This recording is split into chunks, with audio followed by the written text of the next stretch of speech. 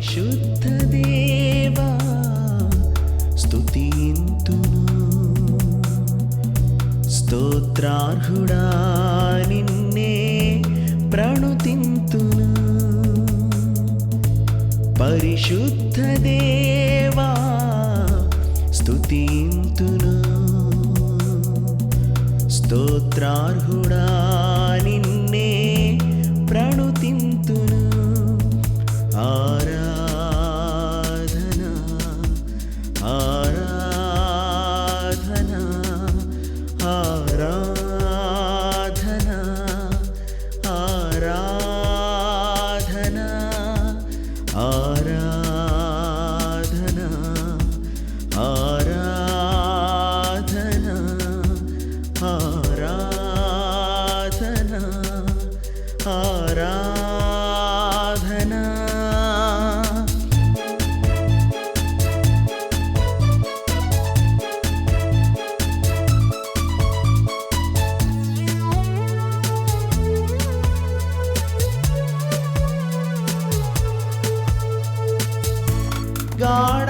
గాఢాంధకారములో నేనున్నప్పుడు నీ బాహువే నన్ను రక్షించెను. గాఢాంధకారములో నేనున్నప్పుడు నీ బాహువే నన్ను రక్షించెను. నా కొరకు మరణించి తిరిగి లేచినావు, నీ కొరకి నేను జీవింతును. నా కొరకు మరణించి తిరిగి లేచినావు, నీ కొరకి నేను జీవింతును. ఆరాధనా ఆరాధనా ఆరాధనా ఆరాధనా ఆరాధనా ఆరాధనా ఆరాధనా ఆరాధనా. పరిశుద్ధ దేవా స్తుతింతును, స్తోత్రార్హుడా నిన్నే ప్రణుతింతును. పరిశుద్ధ దేవా స్తుతింతును, స్తోత్రార్హుడా నిన్నే ప్రణుతింతును. ఆరాధనా ఆరాధనా ఆరాధనా ఆరాధనా ఆరాధనా ఆరాధనా ఆరాధనా ఆరాధనా. ప్రియ సోదరి సోదరులారా, మీ బైబిళ్ళు తెరవండి, చూడండి. ఈ రోజున మన పాఠం యూదా పత్రిక 16, 17, 18 వచనాలు. వాక్య పఠనయందు నాతో ఏకీభవించండి. వారు తమ దురాశల చొప్పున నడుస్తూ లాభము నిమిత్తము మనుష్యులను కొనియాడుతూ సణిగేవారై తమ గతిని గూర్చి నిందించేవారై ఉన్నారు. వారి నోరు డంబమైన మాటలు పలుకుతుంది. అయితే ప్రియులారా, అంత్యకాలమునందు తమ భక్తిహీనమైన దురాశల చొప్పున నడిచే పరిహాసకులుంటారు. మన ప్రభువైన యేసుక్రీస్తు అపోస్తలులు పూర్వమందు మీతో చెప్పిన మాటలను జ్ఞాపకము చేసుకోండి. ప్రియ శ్రోతలు, వింటున్నారా? ఎలాంటి తరమిది? సణిగేవారు, ప్రతిదానికి ఫిర్యాదే కాని స్తుతి మాటలు వారికి రావు. వారి నోట అలాంటి మాటలు వెలువడవు. వారిలో ఎన్నెన్నో దురాశలు గూడు కట్టుకొని ఉన్నాయి. వారి దురాశలే వారిని ఎటో ఈడ్చుకొని పోతాయి. మనుష్యులను ముఖస్తుతి చేస్తారు, వారి ద్వారా లాభాన్ని ఆశిస్తారు. మనుషులను తెగ పొగిడి ఏదో లబ్ధి పొందాలనే ఆశ వారిని నింపేస్తుంది. కపట బోధకులకు 5 లక్షణాలున్నాయి. 1, వారు సణుగుబోతులు, సణుగులు గొణుగులు, ప్రతిదానికి సణుగే, పైకి ఏమీ అనరు, లోపలే వీరి సణుగు గుసగుసలు పోతుంది. ఇక 2, తమకేదో అన్యాయం జరిగినట్లు తమ దీనస్థితికి ఏవేవో అర్థం లేని కారణాలు వెతుక్కుంటూ ఆందోళన చెందడం వీరికి అలవాటు. వీరికి తృప్తి అంటూ ఉండదు.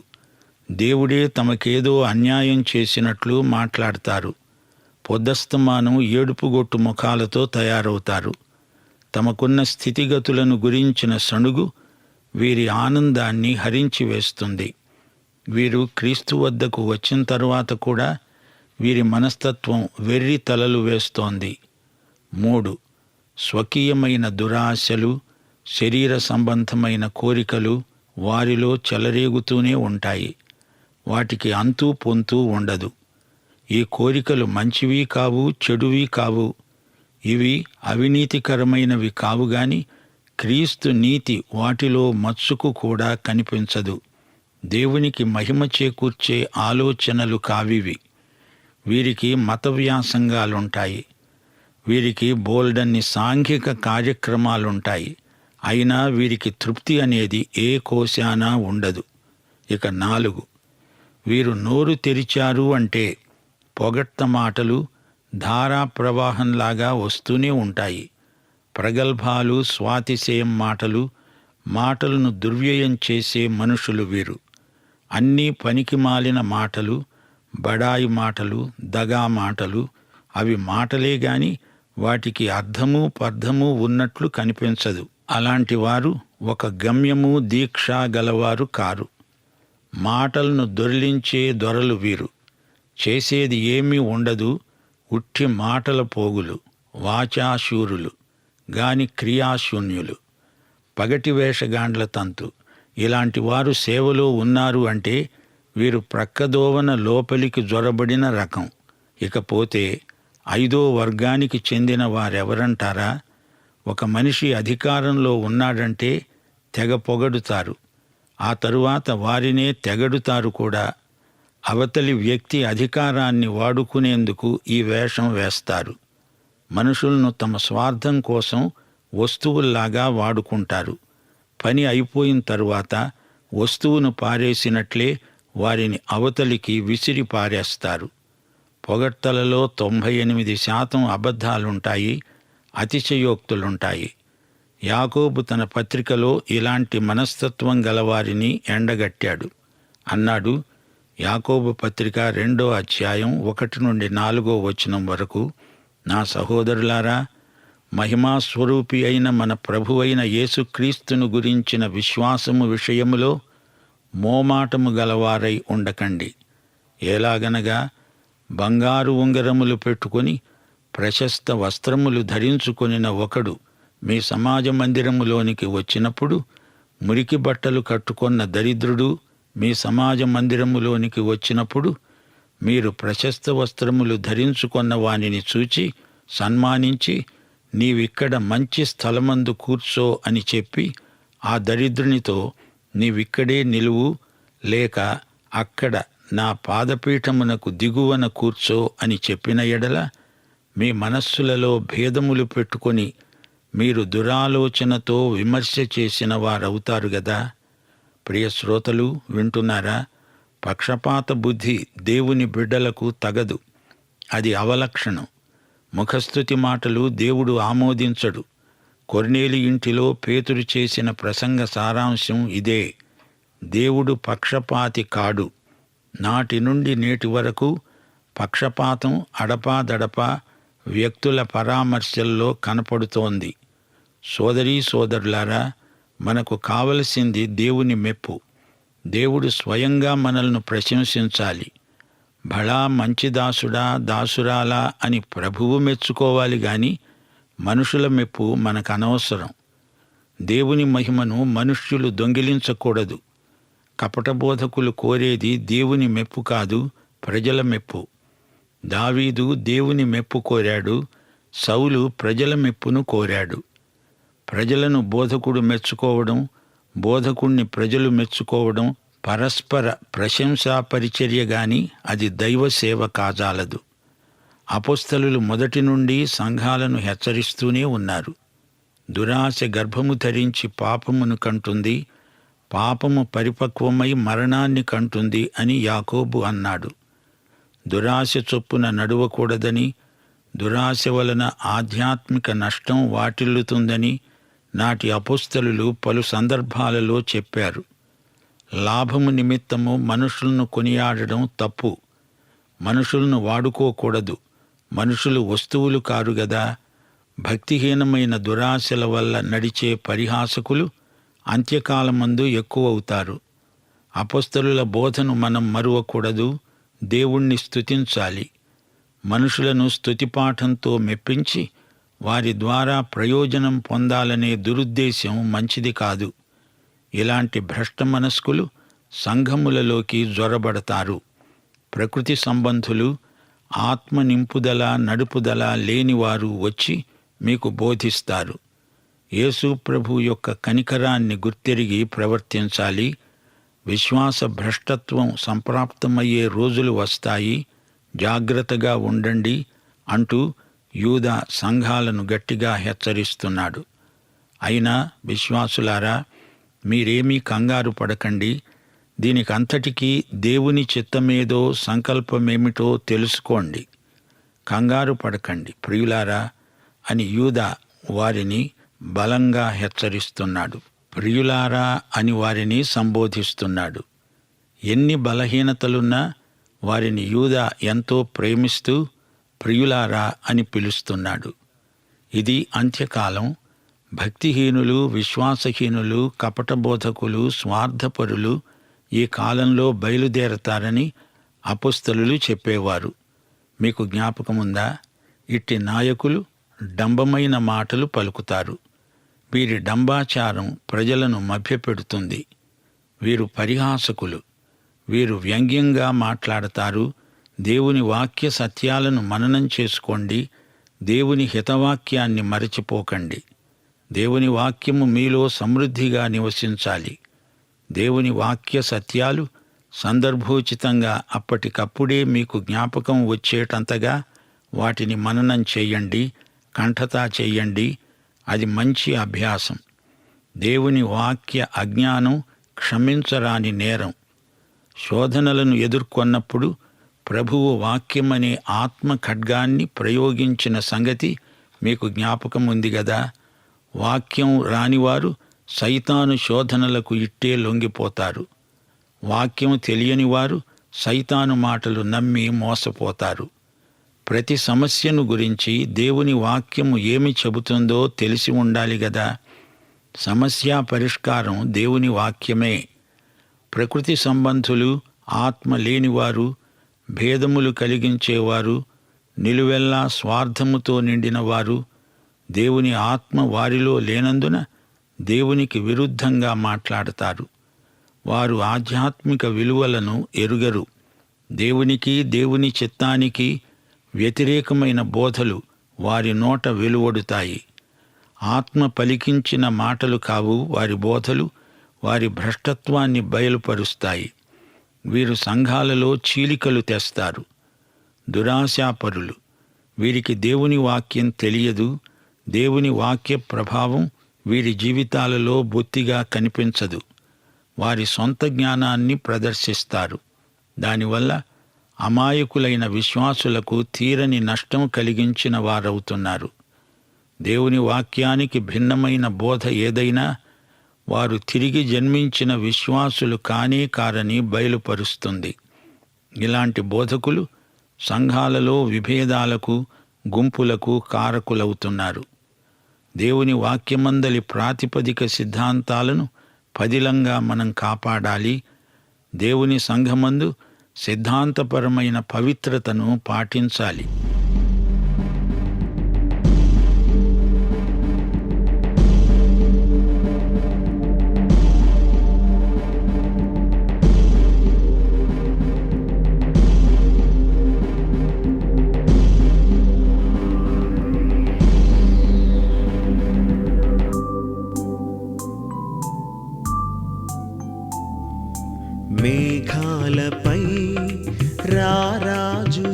యేసు రయముగరానుండెను.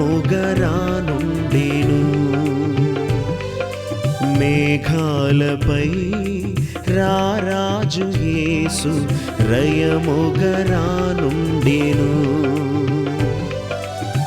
లోకమంతా ఒక దినమున లయమైపోవును, ఇది నిజము. సిద్ధపడుమా ఓ సంఘమా, సిద్ధపరచుము లోకమును.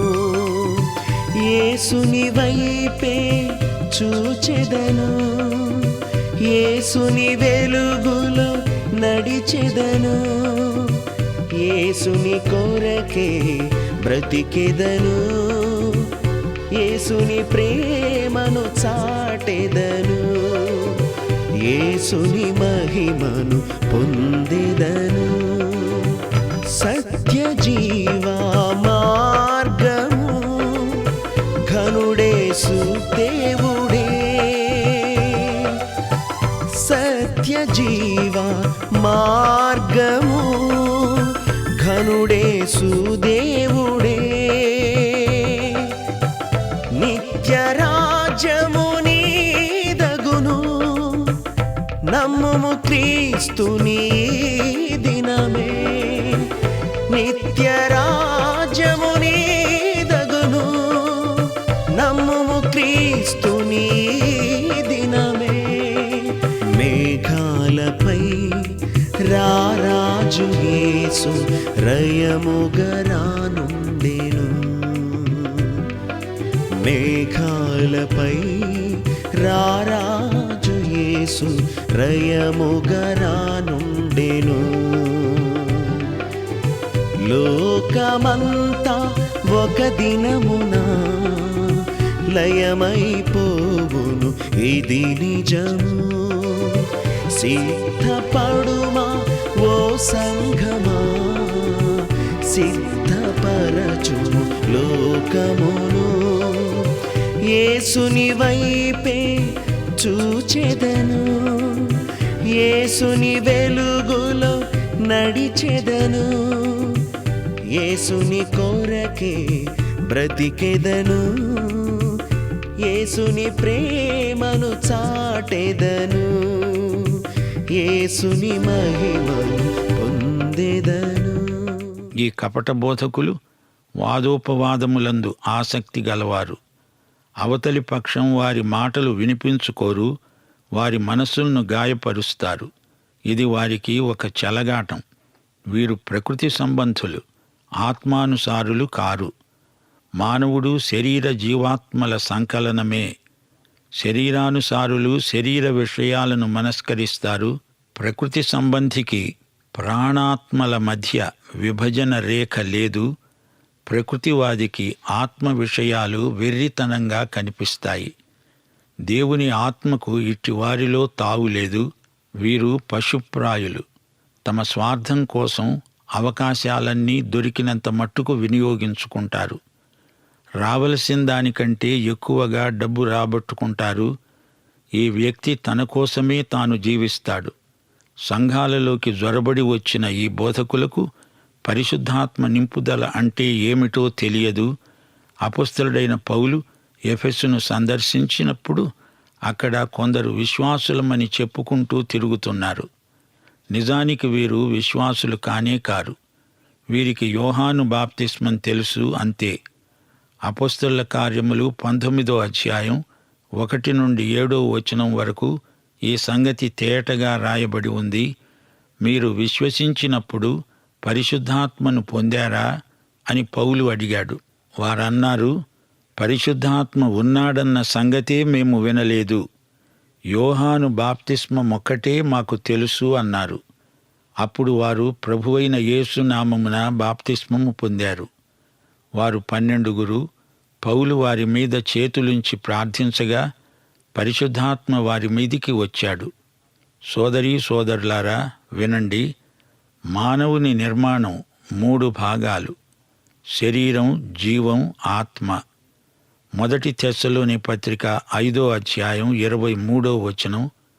సమాధానకర్త అయిన దేవుడే మిమ్మును సంపూర్ణముగా పరిశుద్ధపరచునుగాక. మీ ఆత్మ, జీవము, శరీరము మన ప్రభువైన యేసుక్రీస్తు రాకడయందు నిందారహితముగాను సంపూర్ణముగాను ఉండునట్లు కాపాడబడునుగాక. మిమ్మును పిలిచినవాడు నమ్మకమైనవాడు గనుక అలాగు చేస్తాడు. శ్రోతలు, ఆత్మ, జీవము, శరీరము కలిసి మానవుడవుతున్నాడు. ఆదికాండంలో దేవుడు మానవుణ్ణి సృజించిన విధానాన్ని ఒక్కసారి పరిశీలించండి. భౌతికంగా దేవుడు మనిషిని నేల మట్టితో చేశాడు. ఈ నేల మట్టిలో 15 ధర్మాలున్నాయి. ఈ శరీరం చచ్చిపోయినప్పుడు శరీరం తిరిగి మట్టిలో కలిసిపోతుంది. పునరుత్థాన సమయంలో తిరిగి శరీరం మహిమ శరీరంగా లేపబడుతుంది. పునరుత్థాన శరీరం మట్టి శరీరం కాదు, మహిమ శరీరం. క్షయముగా విత్తబడింది అక్షయమైన పంటగా లేపబడుతుంది. దేవుడు మొదట సృజించిన ఈ మానవ దేహం మట్టి శరీరం. భౌతిక పదార్థ నిర్మితమైన ఈ శరీరం ఏమైంది? మానవునికి జీవమనేది ఉంది. అది దేవుడిచ్చాడు. మానవుడు జీవాత్మ అయ్యాడు. ఈ జీవం మానసిక విభాగం. ఈ జీవం శరీరాన్ని మానసికంగా నడిపిస్తుంది. ఆకలైంది తిను అంటుంది జీవం. అలసిపోయావు నిద్రపో అంటుంది జీవం. శరీరం అలాగే చేస్తుంది.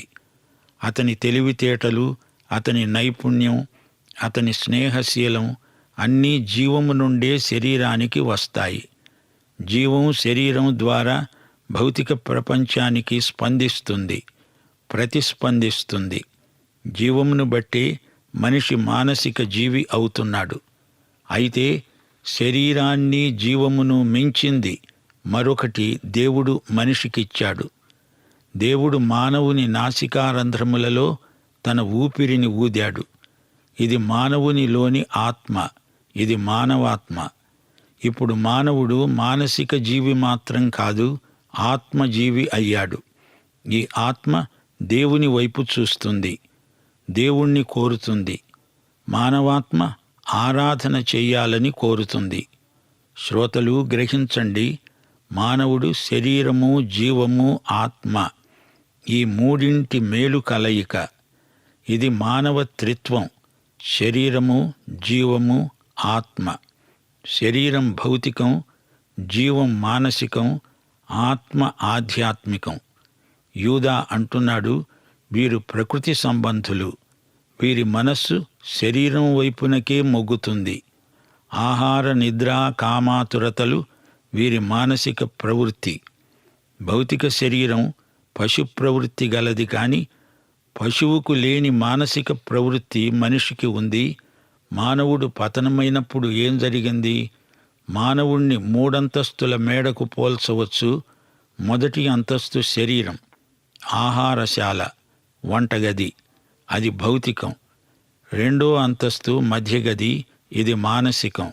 పై అంతస్తు ఆరాధన గది, అది ఆధ్యాత్మికం. పై అంతస్తులో దేవుని వాక్యముంది. పై అంతస్తు ఆధ్యాత్మిక ప్రపంచం వైపు దిక్సూచిలాగా చూపుతుంది.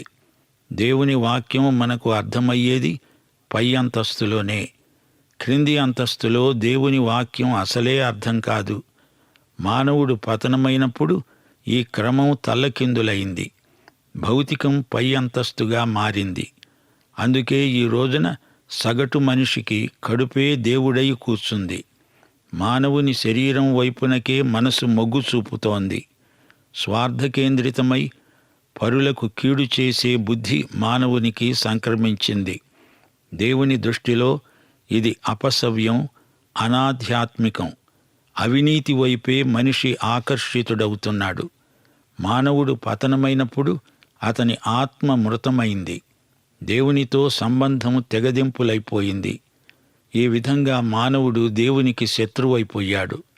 అయితే ఈ వ్యక్తి క్రీస్తు వద్దకు రాగానే, యేసుక్రీస్తు అతనికి రక్షకుడు కాగానే అతనికి ఒక నూతన స్వభావం వస్తుంది. ఈ నూతన స్వభావం దేవుని ఆత్మకు స్పందిస్తుంది. అయితే పాత స్వభావం కూడా ఉంది, అది పోలేదు. శరీర స్వభావం, ప్రభావం ఇంకా ఉంది.